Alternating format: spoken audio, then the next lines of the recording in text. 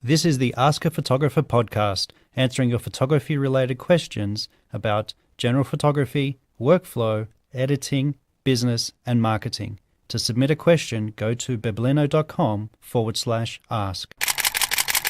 Hello and thank you for listening. My name is Mike and I'm from biblino.com. Today's question is from Fiona, and she asks, what should I do if a client cancels at the last minute? A family contacted me through my website for a family portrait session. I spoke with the mother on the phone. I explained from start to finish how the session will flow, and I even mailed her my price list and available dates the same day. She emailed me back and picked a date and time to book the session. The morning of the session, I got a text saying they had a family emergency and couldn't make it. I tried contacting the family a couple of weeks later to reschedule, but they wouldn't answer my calls or emails. Hi Fiona, thanks for your email. Yeah, it is annoying, and it's can be extremely frustrating when people do cancel at the last minute. You know, you go to the trouble of explaining everything and booking a time and setting aside time to prepare, and you know, they cancel at the last minute. Now, you know, it's unfortunate that this particular client may have had a family emergency, but you know, the fact that they're not answering their phone calls or emails, it means that I personally think that it could potentially mean that they just didn't want to go ahead with the portrait session, I'm sorry to say. Now, the reason I say that is I've actually had similar experiences, you know, and it can be frustrating, and especially if there are other people that want a session on the same day, or even another thing, another event that you could be photographing that could be a lot more profitable for you, you know, and that's the frustrating bit. I do like the way how you explained everything to your client from start to finish. You know, you've given her a price list, you've explained the products, you know, you've told her how the day will go, had some time to think about it, and booked a day and time. So, you know, you're set pretty much. So I don't think there's anything wrong you did in your session of over the phone consultation.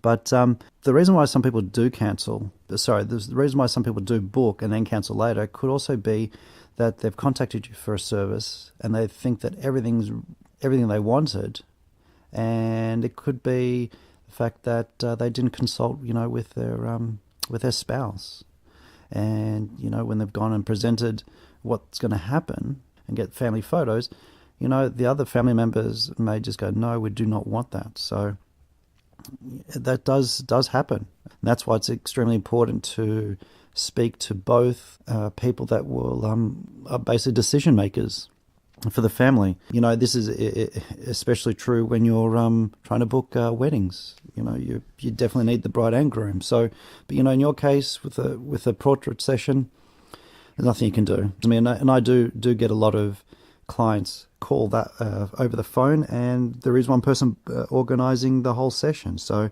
it is very common for one person to organise a session, provided that, well, they have the backing from the rest of the family to go ahead with the session. Now, the other thing is that people sometimes book a session and then cancel because they've come across your services and you know, they've thought, wow, this is everything I want. It's at the price point I want. I'm going to get what I want, and finally I can finally have those portraits that I want for my family. And then they may find something else which could be cheaper, could be better. I mean, could be anything really. And they book you because of fearing of missing out on a particular day, and then, you know, not answering emails or phone calls later because they're too embarrassed to say, no, we found someone else, or we just don't want to anymore. So I think that could be one possibility. You know, the fact that you've contacted them and you haven't gotten returns from your emails or phone calls. I have the rule of 3 strikes and you're out. I try to contact clients via email and then also phone, or even sometimes text, you know, where you've sent an email and just making sure that they received the email, and send a text saying, hey, I just shot you an email. Make sure it hasn't gone to your spam folder. You know, look out for it type thing. And, you know, if you try making a few phone calls and you've left a couple of messages and you've sent an email, that's it. Don't, you know, if they're going to get back to you, they're going to get back to you.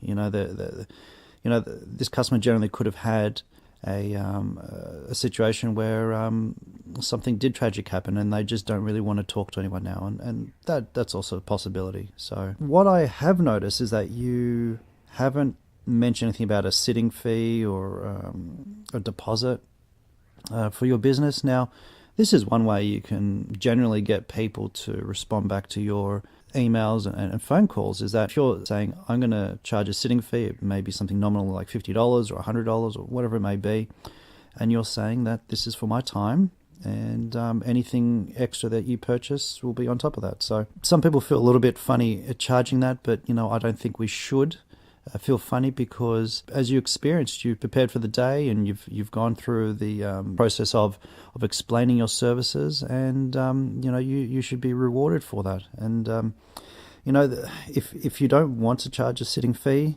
or you don't feel right about doing that, you could charge a deposit. And this is what I do. I ask people to place a deposit, and then that goes into the final cost of whatever the products or digital files or a wedding or whatever that may be, and that applies for portraits as well as weddings. So it just makes it easier that way, knowing that if someone's outlaid a little bit of money, they're assuring you that they're going to make an effort to turn up. So that's what I do. I'm hoping that some of these things I've mentioned to you clear things up with you, and I hope that helps. Thanks for your question. If you have a question that you'd like featured on the show, go to biblino.com/ask to submit your question. I'd love to hear what you think of the show by going to iTunes or Stitcher and giving me a review and a rating. And don't forget to subscribe so you get notifications of new episodes. Thanks for listening. Until next time, get out and take more photos.